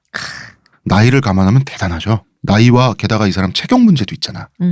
수석으로 졸업합니다. 이 사람 진짜 군인 체질이다. 왜냐하면 사범학교 졸업 성적은 안 좋았잖아요. 애들 가르치면서 얼마나 깝깝하셨을까. 그냥 목표 의식이 상실했던 거 아닐까? 뭐 여러 가지 그렇죠. 이유가 그리고 이제 졸업만 하면 무조건 교사로 취직을 하니. 왜냐면 또 그때 그 졸업하고 교사로 취직할 때 나이가 20대 초반, 네. 20대 후반 요때인데 생각을 해보면 왜 그런 거 있잖아. 우리도 그런 생각 어릴 때 왠지 대학교 졸업할 때쯤 생각해보면 이대로 뭔가 좋은 날은 이제 가고 뭔가 또 이렇게 그냥 앞에 동네에서 그냥 지루한 날들이 펼쳐지겠구나 뭐 이런 거. 동네에서 그냥 애들이랑 가르치면 근데 애들 적성도 맞지도 않는데 어. 먹고 살아야 하니까 게다가 또 왜 그런 것도 있잖아. 안 보내주고 싶어하는 걸 길을 쓰고 자기가 부모님의 출혈을 감수하면서 다녔으니까 또 중간에 때려치고 싶어도 안 되지. 그러니까 그냥 그런 마음이 왜 차갑게 식는 거 있잖아. 네. 뭐 이렇게 또 애들 가르치면서 그래 또 뭐 그냥 사는 거지 뭐 그냥 이런 마음으로 어떤 목표의식이 점점 상실되다 보니까 졸업만 하면 된다 수준으로 다니고 그랬겠죠. 예 있는데 이제 여기 가니까 뭔가 물 만난 고기가 되는 거죠. 막 만주에 뭔가 막 새로운 뭐 그런 곳에서 지금 막 그런 기분이 막 목표의식이 고취가 됐겠죠 막. 고치가 됩니다. 그리고 성적이 너무 뛰어난 거예요. 그러다 보니까 일본 본토에서 일본 육군사관학교에서 너 편입해라. 이게 된 거예요. 그래서 1944년 300명 중에 일본 육사입니다. 이것은 네. 3등으로 졸업을 해요. 진짜 대단하지 않습니까? 대단하네요, 진짜. 일본은 특히 사관학교 졸업 성적이 평생의 커리어가 되는 나라였단 말이에요. 사실 지금 우리나라도 그렇죠. 육사 졸업 성적으로 결국 장군 되잖아. 그럼요. 만약에 일제가 패망하지 않았다면 박정희는 별 달았습니다. 당연히 장관급까지 갔을 거예요. 그럴 수밖에 없는 게 이 사람 커리어는 만주 출신이잖아요. 네. 관동군 그 산하의 사관학교 출신이니까 조슈번으로 연결되죠. 그렇죠. 육군이고 또. 육군이고 장관급이 되죠. 육사를 이렇게 3등으로 졸업을 하고 성공하지 않을 수 없는 게 당시 일본의 사회 구조였단 말이에요. 그렇죠. 게다가 일본 대리사회제도도 있으니까 그치. 장가만 한번 잘 들면 뭐 그치, 바로 그치. 그냥. 바로 뭐. 그리고 다시 만주로 건너가서 제8보병사단에서 복무를 하게 되는 거죠. 그런 와중에 또 깨알같이 복수도 해야죠. 소위 이제 정식으로 임관하자마자 휴가를 받고 고향에 내려오는데 네. 자기가 살았던 하숙집에 가서 그 자기를 업신여겼던 일본인 군수, 일본인 교장, 그리고 일본인 경찰서장까지 이 3명을 오라고 명령을 하죠. 군인 소위 정도가 서장까지 오라가라 할 수 있는 거야 이게? 일단 엘리트자니까. 엘리트니까. 맞다. 그래서 마루에 칼을 거꾸로 꽂고 용서를 한번 빌어봐라. 내가 만족하게. 이렇게 으름장을 놓으니까 이제 새 일본인은 부들부들 떠는 거죠. 그러면서 마당에 무릎을 꿇고 싹싹 빌었다 그래요. 자, 요 장면을 일본인을 무릎 꿇렸다 이거에 또 어떤 애국가 뭐 이런 거 연결하는데 그게 아니고 그냥 이상한데 연결하지 마세요. 그거 아니에요. 그냥 본인은 날 열받게 한 사람들을 혼내줬다. 그렇지. 이거를 이제 보수적인 사학자들도 그렇고 진보적 학자들도 그렇고 당시 군인의 위세라는 게 진짜 소위가 대단했다. 이럴 정도였으니 얼마나 일본 제국이 군국주의 시스템이었냐라는 식으로 가는데 이건 살짝 맥락이 다릅니다. 이것은 일본 본토 육사 3등 졸업생의 위세입니다. 그럼요. 군인 자체라기보다는 네. 아무리 그래도 소위가 경찰서장한테 이럴 수는 없습니다. 말이 되나요? 이게 가능했던 것은 앞으로 장관급 될 사람이기 때문에 알아서 긴 겁니다. 그래서 박정희는 참 어떻게 보면 이 시점에서는 인생이 보장된 사람이에요. 그죠. 이미 진짜 악착같이 여기까지 온 거야. 맞아. 진짜 대단한 사람이긴 해. 맞아. 이게 진짜 의지의 승리. 어쩐지 그렇게 찾으시더라니 하면 된다고. 근데 그럼 그건 뭐야? 자, 오카모토 미노루는 뭐야 그러면? 오카모토 미노루란 얘기가 실제 증언도 있고요. 현재 일본 육해군 영감에서 박정희가 오카모토 미노루로 기록이 돼 있습니다. 그리고 당시 박정희가 복무했던 부대에 연대장 됐던 사람의 성이 오카모토예요. 그래서 아마 박정희가 부대 내에서 이제부터 나는 오카모토 미노루다라고 선언했을 수는 있다. 혹시 그럼 이거 왠지 느낌이 뭐예요? 이거 그냥 가설입니다. 네. 연대장의 성이 오카모토였다면서요. 예. 그 연대장에게 딸이 있었을까 대리사회로 아닌가. 혹시 그럴 가능성도 사실은 그런 내정이요. 예. 그럴 수도 있습니다. 뭐 그냥 미리 연대장 성적 받는 게 입장에서도 뭐 어때? 애가 아까우니까 너 그럼 그 출신만 조금 어떻게 그 세탁만 하면 나랑 또 가고 뭐 이렇게 하면 서로 윈윈이니까 하는 느낌으로. 그럴 수도 있었겠는데요. 자, 다카키 마사오의 다카키는 그 높을 꽃자의 나무 목자죠. 네. 이게 고령박씨예요, 딱. 그죠? 고령박씨, 고박. 이게 다카키 마사오거든요. 그리고 왜 나 이렇게 이게 아저씨 개드립인데도 정말 치고 싶어. 뭔데요? 바케스와 와리바시 뭐 이런 거.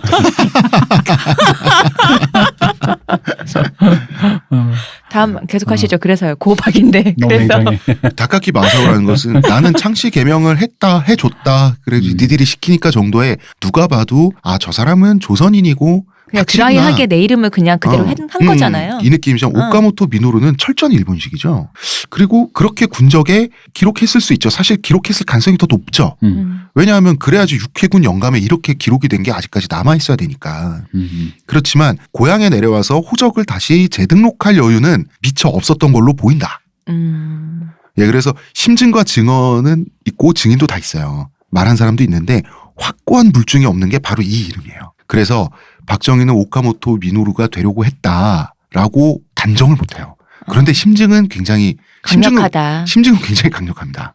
뭐 사실 사람 이름 갖고 이제 뭐 친일이냐 아니냐를 또 이름 갖고만 말하는 것도 약간은 이제 좀 희박하다 큰 거가. 이때는 왜냐면은 왜냐면 이름을 바꾸는 것 자체가 그러니까 이름을 그대로 유지하는 건 대단한 일인데 네. 그 대단한 일인 건 맞는데 그 대단한 거에 반대로 그걸 그러면 이름을 유지 안 하고 이름을 창씨 개명했다라는 거가 그게 변절이냐라고 한다면 라고 그렇지가 않은 보기에는 사회였죠. 그런 그리고 이제 여러 가지를 우리가 추정해 볼 수 있습니다. 예를 들어서 나 이번에 창씨 개명했어. 그러면 그래 먹고 살아야지 이런 분위기라면 오카모토 미노루적인 이 정도 되는 완전히 일본적인 창씨 개명하면 이 새끼 이거 개새끼네 이런 분위기였단 말이에요. 그러니까 고향에 내려가서 굳이 호적 등록을 하면서 그렇지. 형한테 작살날 일은 없잖아. 그리고 만약에 그 대표님이 제시한 대릴사이론 있죠. 이 가설을 따르면 그 호적 등록할 필요 없어요. 일본의 대릴사이 제도라는 거는 그쪽에 그냥 가버리면 되는 거예요.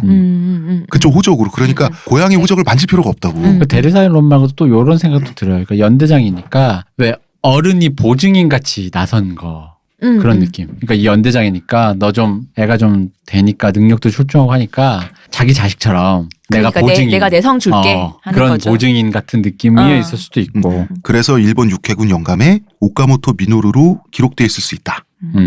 적어도 박정희는 오카모토 미노루라고 하는 이름에 불만이 있으면 영감이 이렇게 기록될 수는 없죠. 그리고 사실 이거는 자 청취자 여러분 이것은 이 대표님의 가설을 가지고 얘기하는 겁니다. 네. 어디까지나. 그리고 이런 것도 있잖아요.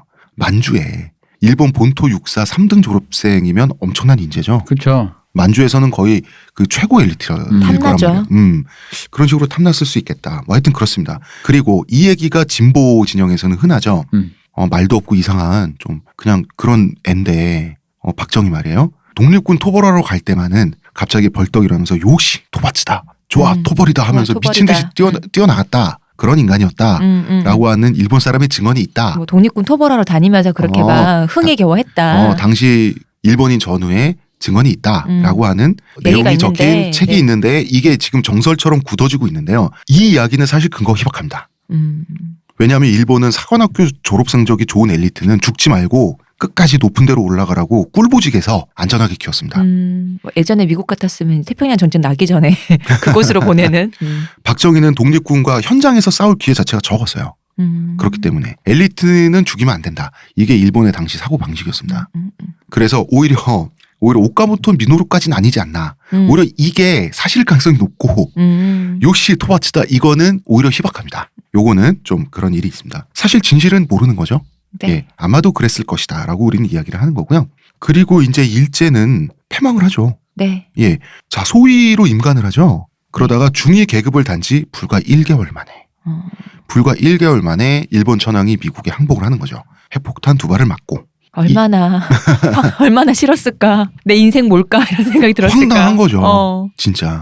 이게 아파트 분양권을 얻었는 그런 느낌이겠네. 휴지가 되고 권리권 행사하고 막 누가. 자 이제 이야기는 다시 이번 주 일부 첫머리로 돌아가게 됩니다. 네. 자 이제 이분은 고향에 돌아올 수밖에 없게 됐어요. 몰래 잘 빠져나와서 예, 다시 원래 조선으로 돌아왔죠. 돌아오는데 소련군의 포로는 운 좋게 안 됐습니다. 그런데 박정희는 우리 생각과는 다르게 신분을 속이고 광복군에 합류하지 않았습니다. 마치 이때 그 가면극했다는 식으로 진보 진영에서 얘기하잖아요. 당시 광복군도 조선인 출신 하급 일본 장교에 대해서는 죽일 놈이라고는 생각 안 했습니다. 냉정히 얘기해서. 분위기가 뭐 이렇게 먹고 살고 그럴 수 있지라는 분위기였다 하니까. 일단 광복군은 이제 조국이 지금 갓 해방됐으니까 새로운 국군을 만들어야 될 거 아니에요? 네. 그래도 그 만주군 출신 조선인 그래도 유능하니까 더 선진 군대 기술을 배웠잖아요. 그러니까 써먹어야지라는 생각은 했단 말이에요. 그리고 일단 광복군 멤버들을 통솔해서 안전하게 조국까지 가야 되잖아. 가서 또 고향에 딱 싹싹 이렇게 해야 되면은 군대 경험이 있으면 좋죠. 왜냐면 행군을 하는 것도 엄청난 작전이에요, 사실. 네네. 물론 페널티는 있죠. 광복군보단 아래죠. 그렇지. 일본에 그래도 근데 이건 당연히 인정해야지. 아니 조국이 광복을 맞았는데 광복군보다 미쳐야지. 일본에 갔던 사람이. 그러니까 박정희는 광복군 중위 계급을 받아요. 임시적으로. 하지만 이제 봉사요원 정도다. 일본군에서 중이었으니까 본인 그냥 그대로 해주는데 하지만 이게 명예직 같은 느낌이다. 라기보다는 쓰임새, 도구 같은 느낌이죠. 그러니까요. 그 행군하는 때 통솔에 필요한 어떤 도구 같은 느낌으로 그러다가 이제 광복군 사병들을 일제식으로 통제했다가 혼이 나기도 하고 그랬다고 합니다. 아는 게 그거밖에 없는데 어떻게 자, 이제 이런 식의 얘기 있죠. 비열하게 광복군 때려잡다가 이 사람이 기회주의자라 가지고 다시 광복군에 붙어갖고 광복군에 붙을 때 완전 연기에 성공해가지고 광복군들을 속이고 묻어왔다는 그런 건 아닙니다. 만약에 광복군이 조선인 일본 군관을 상종 못할 인간이라고 느꼈다면 총으로 쏴 죽이면 그만이에요. 근데 이제 재수는 없고 광복에 투신했으면 더 좋았겠지만 그냥 직업인이다 정도로 이해를 해줬다는 거죠. 당시 광복군들은 그랬다고 합니다. 그래서 해방 조국에 드디어 그분이 오셨습니다. 반신반인이 네. 드디어 강림하셨어요. 이것은 강림이죠. 네. 이제 TK는 번쩍번쩍 빛난다. 그분의 후광으로. 그렇죠. 정도령 미륵불 반신반 박도령이죠. 박도령 오카모토 킨타로. 오도령 계룡산이 아니라 팔공산에서 일어난. 그렇습니다. 만주니까 이제 뭐 백두산에서 오신. 이야 이 사람 대단합니다. 근데 난 사실 이 사람이 이 목표 의식과 실행력, 의지력 그리고 집요함. 이 뛰어난 것 같아요. 그리고 이 행동력도 좋은 것 같아. 그러니까 우리 사실 나 같으면 내가 이렇게까지 했으면 한 번 정도 이게 이렇게까지 열심히 했다가 뭐가 딱 안 되면 거기서 잠깐 이렇게 손을 주춤하거나 손을 놓잖아. 해방 바로 또 거기서 태세 전환한 다음에 광복군 딱 가가지고 그동안 일은 죄송했고 또 같이 갑시다. 같이 갑시다. 고향으로 돌아갑시다. 근데 이 마음을 사람이 마음 먹기까지도 힘들고 마음 먹었다가 해도 그걸 행동으로 옮기는 것도 쉽지 않잖아요. 근데 마음을 먹고 나면 이게 그 착착 추진력. 그리고 좀 바지런해. 일상적인 언어로 빠릿빠릿한 거 있죠. 그러니까 여기 있는 우리랑 달라. 좀 바지런해. 그래서 예를 들어서 그 8사단 전체가 그 소련군의 수중에 들어갔을 때 넋 놓고 있으면 시베리아 가는 거예요. 근데 빠릿빠릿하게 촥촥촥 이렇게 조선군 팀에 스며들어가지고 광복군 이동 경로 파악해서 촥촥 합류하고 그 대표님 말대로 그동안 제가 부끄럽게 됐는데 일단 조국 제가 봉사하겠습니다. 부끄러운 삶을 살았습니다만. 그래서 이렇게 또 씩씩하게 또 딱 돌아오고 이런 거 보면은 빠릿빠릿하다. 생명력도 엄청나시다. 운도 좋다. 맞아요. 운이 일단 좋죠. 그러니까 이 사람이 또 나는 그런 생각도 있어요. 그러니까 왜 탁월한 어떤 정치 의식 같은 신념이 없으니까 그냥 뭐 이렇게 그냥 이거 저기 좋은 자리 가려고 했다라는 게 다잖아요, 사실은. 그러니까 운이 좋게도 그렇게 되게 쟁점이 될 만한 자리에는 안 가게 되었다라는 거죠. 운도 좋다. 이제 그런 의미의 운이 좋다라는 느낌이 있는 거예요. 왜냐하면 그러다가 자기도 모르게 역사의 소용돌이를 쏘서 쟁점의 한복판에 휘말릴 때도 있잖아요, 사람이. 정말로 독립군을 때려잡을 수밖에 없는 임무를 부여받았다면 그렇죠. 그거는 솔직히 말하면 일본군 그 전우들의 증언도 필요 없어요. 광복군이 증언합니다. 그럼 끝나요. 그냥 바로 총살이에요. 그러니까 그런 식으로는 또 운이 되게 좋았다라고 보여지는 거죠. 그리고 만약에 오카모토 미노루라고 이름 바꾸려고 했던 게 진짜였으면 다카키 마사오까지는 나중에 대통령 선거할 때 유권자들이 이해한다고. 오카모토 미노루가 만약에 호적에 등록을 정말 했다. 그렇지. 별 생각 다르죠. 없이 그랬으면은 대통령 못 됩니다. 다카키 마사오는 아니 뭐 그 시대를 같이 사는 사람들은 그걸 다 공유하던 때잖아요. 왜 이름을 그런 식으로 다 했으니까. 근데 난 이것도 그런 게 나 사실 잘 모르겠어. 이게 좀 내가 나쁜 놈인지 모르겠는데 그냥 사는 사람이 그 시대 시스템에서 창씨 계몽을 하라고 했는데 그러니까 그게 대부분 사람들이 안 했는데 적극적으로 자기가 거의 다 안 해서 버텨서 안 해도 되는 분위기에서 적극적으로 해가지고 그럼 모를까? 뭐 이렇게 그쪽에 막 살살거리면서 붙은 거 아니라 대부분이 했다면 예를 들어 이런 거지. 권지용 씨가 자기 이름을 그냥 그대로 이렇게 해서 GD가 된 거랑 G 드래곤이 된 거랑 아니 그냥 밑도 끝도 없이 찰스 제임스 이래 붙이는 거랑 난 그 차이를 잘 모르겠다고. 어차피 이름을 바꾸기로 했는데 그리고 뭐 너도 나도 바꾸고 근데 그게 뭐 어차피 바꾸니까 뭐 아까 고령박 씨니까 그래도 닦았기로 하겠다라는 그런 얄팍함과 그 아예 오카모토로 바꿨다라는 것 차이에 그 차이 왜냐 어차피 창식이형 했는데 차라리 아예 안 바꾸고 버티고 있었으면 내가 모르겠어. 그렇죠. 그게 대표님 말씀이 맞는데 그게 아직까지도 이슈가 될 수밖에 없는 이유는 네. 이 사람이 대통령이 됐기 때문이잖아요. 이제 그것 때문인 거지. 이제 거기에 이제 우리 그 국격의 문제를 어떻게 볼 것이냐 요걸 가지고 하는 거죠. 그런데 일단 이때는 이 사람이 대통령 될 거 뭐 본인은 알았나? 남들은 알았나? 그러니까요. 이때 독립군들은 이때는 광복군이 그냥 이해해줄 정도였다. 그러니까 당시에. 왜냐면 그렇죠. 안 그랬으면 죽었지. 그러니까 내가 박정희를 뭐 좋아한다 이런 얘기가 아니라 그 이 이름 갖고 시비를 많이 거는데 그러니까 말만 들으면 우리 본능적으로 그렇게 반일 교육을 받다 보니까 뭐라고라는 생각이 들어요. 네, 드는 건 네. 사실이야. 근데 내 기준에서 솔직히 말하면 너도 나도라는 느낌이라서 이게 뭐 그 오카모토 다카키의 그 얄팍함의 차이일 뿐이거든요. 내가 봤을 때는 차라리 뭐 아무리 창식이형을 하라 그래도 그 동네 고향 이런 시골까지는 미치지 못해서 대부분의 시골 모든 사람들은 창식이형을 안 하고 버텨도 그 일본군이 뭐라 하지 않았다. 근데 이 사람만 적극적으로 시내에 내려가서 뭐 이렇게 다카키라고 굳이 호적에 적고 이랬으면 내가 진짜 뭐라고 하겠는데. 근데 그 실제 하는 얄팍함의 차이와 별개로 당시의 유권자들의 옛날에 60년대 감성은? 유권자들의 그 사람들이 받을 수 있는 감성은 또 카테고리가 다르지. 그죠. 다르긴 하죠. 그러니까 그 왜 카테고리가 다르냐면 그게 이제 그런 식으로 받아들여지니까 반일 교육 속에서 느껴지는 그 어떤 것인데 그렇게 따지면 우리 해당되지 않는 사람도 별로 없고 그러니까 이게 미묘하다는 거예요. 그러니까 어떤 구체적 행위라고 보기엔 이름 바꾼 건데 그 이름 바꾼 걸로 이 사람의 어떤 그리고 무엇보다 무언가를 따진다는 정체성이 게 이런 걸 그리고 알아본다는 게 우리는 지금 옳고 그름에 대해서 얘기한 게 아니에요. 이 사람을 이해하자는 거예요. 그죠. 박정희 관점에서는 이 사람 뭐 사상 없잖아. 그러니까 이 사람은 자기가 잘 되고자 하는 높은 데 올라가고 주목받고자 하는 개인적으로 그 이 열망이 불타오르는 사람이라고요. 이런 사람에게 다카키 마사오 오카모토 무슨 상관이야. 이런 사람에게. 그 사람한테 상관없어도 이제 그때 창씨 개명을 할 때 의뢰이 그러니까 새로운 아주 멋들어진 일본식 이름을 짓는 게 아니라 이미 갖고 있는 우리 부르는 이름을 그냥 일본어로 왜 옛날에 뭐였죠? 그 야인 시대인가? 아니지 김두한 그 장군 영화. 장군의 아들? 장군의 아들을 보면 하야시 나오잖아요. 하야시가 임시잖아요. 왜? 그런 식으로 자기 갖고 있는 성을 일본 부르는 말로 그냥 치환하는 식이었잖아요. 창씨 개명이라는 게. 많은 사람들이 그렇게 바꿔야 될 때 그럼 내 이름은 어떻게 부르나 그때 다 일본어 했으니까 그대로 치환을 하는데 뭔가 정말 다르게 짓는 사람은 정말 부역자로 생각할 수 있다는 거는 그것도 굉장히 이해가요.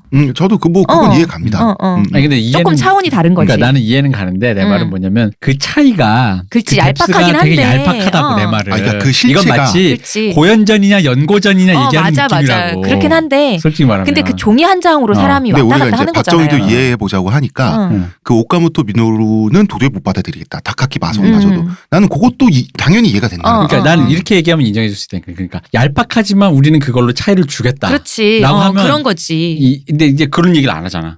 그렇지. 예를 들어 우리 이번 대통령 선거에서 얄팍하지만 그렇게 한 건 거기까지는 인정합니다. 예를 들어 쿼터는 필요하니까 어쨌든 쿼터를 거기서 끊으면 상관없어요. 네. 그러면 하지만 본인이 얄팍하다는 것도 인정하고 이 기준이 좀 애매하다는 것도 인정하지만 그럼 인정. 우리가 합의했으니까. 근데 그게 아니라 그런 카테고리를 정하지도 않은 상태에서 마치 다카키 사람을 마사오. 악마화하기 위해서 그 모든 걸 동원한다라는 거. 이름 하나에 동원한다라는 거 있잖아요. 그건 좀 내가 보기에는 좀 이상하다는 거죠. 그 이름 하나에 모든 의미를 다 부여해서. 그렇지. 그건 좀 이상하다는 거. 물론 그럼에도 불구하고 그 이름 듣고 드는 생리적인 거부감이 있는 것도 이해합니다. 그럼요. 당연하죠. 이해하는데 그게 좀 그러니까 우리가 이제는 시간이 지났으면 거기에 대해서 우리가 좀 조금 더 얘기는 해볼 필요가 있다는 거지. 왜냐하면 저에게는 진짜 고연전이냐 연고전이냐 정도라는 거죠. 그렇군요, 대표님한테. 그렇습니다. 아니, 왜냐면 아예 처음부터 안중근 이래가지고 나는 아예 창씨형도 안 하고 나는 그냥 하겠어 손가락 부러지면서 죽을 때까지 할 거야 이러면은 근데 그런 사람이랑 네. 예를 들어 안중근 선생님과 박정희를 비교한다면 아예 완전 카테고리 다르니까 네. 인정해 줄 수 있잖아요. 안중근 선생님 비하면 다른 사람 다 친일파예요. 그럼요. 그러니까 그런 식인 근데 이제 거기서 잠재적 친일파라고 불릴 만한 그냥 평범한 사람들 장사미사 사이에서 이렇게 뭔가 먹고 살자고 이렇게 했던 사람들 사이에서 많이 그걸 카테고리를 그렇게 습자지처럼 포를 뜨는 게 약간은 좀 너무 뭔가 강팍한 느낌이 든다. 얄팍하고 좀 그런 생각 그지 않나요? 내가 좀 이상한가? 아니 그 말씀도 맞아요. 아니 대표님 말씀도 맞고 당시 사람들이 그러니까 사람들이 지금이나 당시나 사람들이 다카키 마사오까지 이해가 돼도 오카모토 미노루는 안 되겠다라고 하는 난 저는 그것도 이해가 그것도 이해가 가네. 이해는 가는데 그러니까 이제는 그러니까 내가 이런 말을 하는 거에 대한 온도가 이제는 말을 좀 한번 이런 식으로 말을 해봐도 되지 않겠냐. 그렇죠. 얘기도 해볼 수 있는 문제죠. 자, 청취자 여러분은 우리의 목표는 이해입니다. 이해. 자, 우리는 박정희 마음속의 유신이 이번 편의 주인공이기 때문에요. 자, 이렇게 박정희는 일본 제국을 나름대로 파란만장하게 경험하고 자기가 소속돼 있던 그 제국은 지금 망한 채로 고향에 왔습니다. 그분이 오셨습니다. 네, 오셨습니다. 자, 이제는 한반도에서 부활한 유신을 내일 2부에서 또 말씀을 나눠보도록 하겠습니다. 자, 문화평론가 이동규 대표님, 감사합니다. 의문의 그녀 시연님, 감사합니다. 수고하셨습니다.